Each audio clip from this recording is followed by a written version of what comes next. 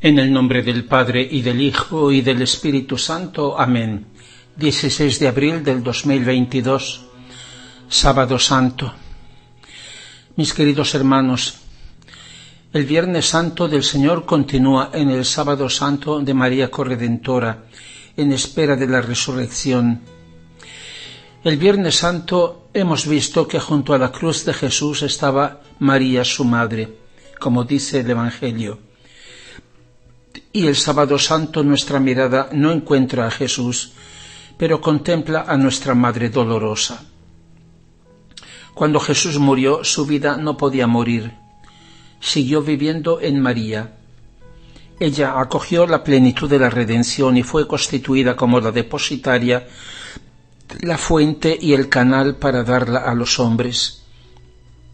Cuando murió Jesús, la redención quedó depositada, encomendada y apoyada enteramente en ella, a tal punto que, así como Dios no se encarnó sin ella, así es de todo lo demás que va incluido en la encarnación.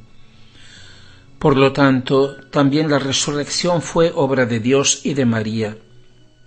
Dios había puesto como condición indispensable la fe absoluta de María, su esperanza y su amor, es decir, el ejercicio de su maternidad divina en el querer omnipotente de Dios. Todo dependía de María como corredentora. Corredentora significa que sin ella no habríamos tenido al Redentor ni a la redención. Ahora está llegando el tiempo en que la Iglesia, cuerpo místico de Cristo, como dice San Pablo, ha de completar en su carne lo que falta a la pasión de Cristo. Ahora está viviendo la Iglesia como tal su misterioso actual Viernes Santo. De día en día se ve cada vez más abandonada por muchos de sus hijos y cada vez más invadida por el humo del demonio y por sus tinieblas, atribuyéndole a Dios su haber abandonado a Dios. Y llegará un momento en que parecerá muerta, pero entonces el Señor dirá: la niña no está muerta, sino que duerme. La Iglesia no morirá, porque como Jesús seguirá viviendo en María hasta su resurrección, hasta la venida del Señor. El triunfo de la Iglesia y su resurrección tendrán lugar de nuevo, por medio de María.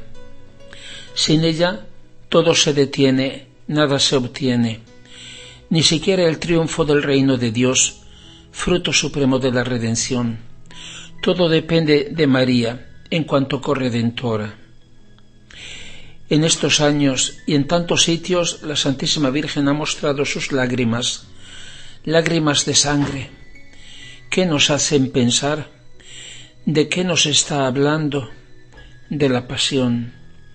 La Santísima Virgen en la pasión, bajo la cruz, en el momento de ser nuestra Madre. En la cruz ahora no está su divino Hijo, sino el cuerpo místico de Cristo, la Iglesia. Aquí hay una verdad de fe revelada que ha de ser mejor comprendida, una verdad acerca de María, que se ha de afirmar con fuerza y ponerla en la Iglesia como la bandera de la victoria. El fiat de María en la Encarnación contiene todas las consecuencias, toda su vida futura, y la determina. En efecto, el Verbo se encarnó para ser también el Redentor.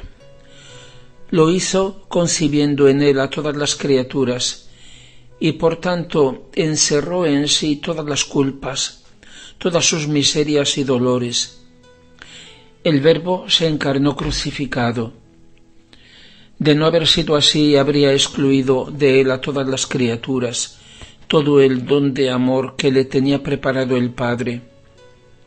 Se encarnó desde el primer momento crucificado y a la vez, podemos decir, resucitado, es decir, hallando la muerte y trayendo la vida en María, de María y gracias a María. Si tenemos las páginas del Evangelio, lo debemos al fiat de María. Si existen las palabras de Jesús, es gracias al fiat de María. Si tenemos las oraciones, las súplicas, las lágrimas de Jesús, es gracias al fiat de María. Si existe el fiat de Jesús al Padre en el huerto de los olivos, es gracias al fiat de María.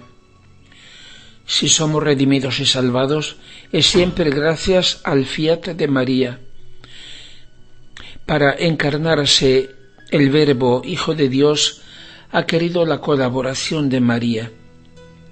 Por lo tanto, en cada cosa de su vida y de su misión de Redentor, ha querido la participación activa de su madre. No es bueno que el hombre esté solo, había dicho Dios, y lo dijo en primer lugar de su divino Hijo, como lo había dicho de Adán, y como aún antes había dicho, no es bueno que mi amor esté solo. Esa colaboración de María se ha realizado mediante su respuesta, el hágase en mí, el fiat divino, que Dios le ha pedido cada vez en el máximo respeto de su libertad. Para cada cosa se lo ha pedido. María siempre ha obedecido. A cada petición del amor, María ha respondido con el mismo amor. Para cada cosa Dios le ha pedido permiso y colaboración, y ella ha obedecido.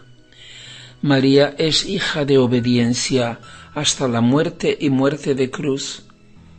Entre Dios y María siempre ha sido fiesta, jamás se han negado nada. Para cada cosa Jesús ha querido que su madre le diera la vida, y para Jesús la vida es la voluntad del Padre. Jesús ha querido que su madre le pidiera hacerla por obediencia. Para cada cosa ella se lo ha pedido. María lo ha hecho y Jesús la ha obedecido siempre, con gozo, para honrar a la voluntad del Padre en ella. La cooperación de María consiste también en esto.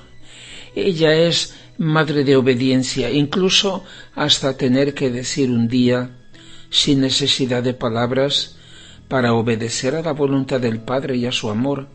Sí, hijo mío, ve a cumplir tu misión, ve a tu vida pública, a tu pasión, a la cruz, y yo, tu madre, iré contigo.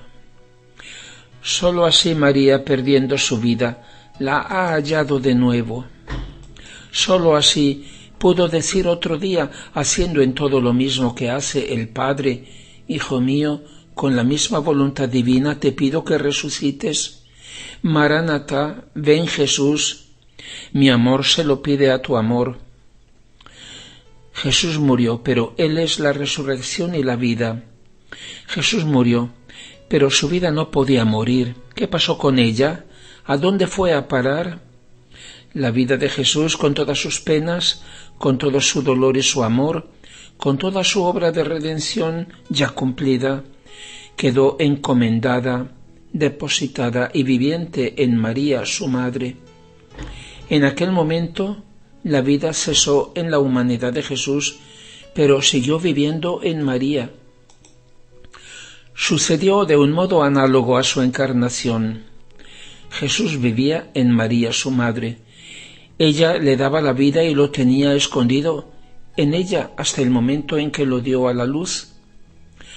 Así fue en el momento de su muerte. La vida de Jesús estaba en María, su madre, y ella le daba la vida en su corazón traspasado, hasta el momento en que, junto con el Padre, lo llamó a la resurrección. El amor es más fuerte que la muerte. El amor materno de María traspasó la barrera de la muerte para ir a por su Hijo y hacerle volver a la vida. En la noche de la pasión para Jesús se apagaron todas las estrellas y también se oscureció, se eclipsó el sol del Padre, eclipsado por los pecados del mundo. Una sola estrella nunca lo abandonó, su madre. Lo mismo fue para María. En la noche de su dolor sin fin, cuando el sol de su Hijo se había eclipsado, le quedó solo una estrella, su fe heroica. Su fe fue la antorcha que iluminó a su hijo el camino del regreso, como el amor fue el aceite de su lámpara encendida en espera del esposo. Durante aquellas interminables horas de agonía, hasta el alba del tercer día, la obra de su hijo, el proyecto divino, dependió de la fe, del amor y de la fidelidad de María. El plan de Dios se cumplió nuevamente por María y gracias a ella alcanzó su meta en la resurrección. María es madre de la resurrección. Sí, para tener la vida Jesús quiso la colaboración de su madre y para volver a la vida en su resurrección quiso de nuevo el fiat de su madre. Eso significa ser María corredentora. Significa ser aquella que ha recogido y que ha hecho suya, poniéndola a salvo, la vida de su Hijo, la obra de la redención, el proyecto del Padre. Ser corredentora significa ser madre de todo en Jesús y por consiguiente ser madre de todos en Jesús. Al concebir a Jesús, María nos había concebido en él como criaturas y como miembros del cuerpo místico de su Hijo. Al pie de la cruz nos ha dado a luz como redimidos, como hijos de Dios, renacidos a la vida. María es la verdadera madre de todos los vivientes. ¿Y cómo no habríamos existido descendiendo solo de Adán sin la colaboración de Eva? De igual modo, no habríamos sido redimidos por Jesucristo sin la corredención de María. Decir que es la corredentora significa que si somos redimidos, lo debemos a María, unida a su Hijo. Si el pecado fue cometido por Adán y Eva, no sólo por Adán, y su caída en cuanto padre genealógico de la humanidad fue lo que arrastró a toda su descendencia a la culpa, por la misma razón fue necesario que la redención fuera hecha por el nuevo Adán Jesucristo con la nueva Eva, María, que al vino de la sangre de Cristo se uniera el agua de las lágrimas de su madre para celebrar la primera misa. Hay una diferencia esencial, una distancia absoluta entre su corredención y la corredención del resto de la Iglesia. Y es que el Redentor se ha encarnado y nos ha redimido sin depender de nosotros, pero eso no habría sido posible sin María. Ella hizo suya la vida de Jesús, su pasión y muerte y su misma resurrección para dárnosla a nosotros, para dársela a la Iglesia. Cuando el cuerpo muerto de Jesús fue desclavado de la cruz y puesto en los brazos de su madre, María sintió entonces los dolores del parto. Como dijo Jesús en la última cena, la mujer cuando da a luz está en el dolor porque ha llegado su hora, pero cuando ha dado a la luz al niño ya no se acuerda más de la angustia por la alegría de que un hombre ha venido al mundo. María ya veía en su hijo muerto a sus hijitos vivos. En sus brazos tenía a la Iglesia, que en aquel momento estaba naciendo. En el Calvario revivía de un modo nuevo el misterio de Belén. Y sin embargo, su sufrimiento no había terminado. Su amarguísima pasión tenía que continuar aún hasta la resurrección. Bien podemos pensar que el Getsemaní, el huerto de los olivos de María, terminará finalmente cuando la Iglesia recibirá del todo la redención, que culmina en la resurrección para hacerla suya. Entonces se cumplirá plenamente el triunfo de su corazón inmaculado. Gloria al Padre, y al Hijo, y al Espíritu Santo, como era en el principio, ahora y siempre, y por los siglos de los siglos. Amén.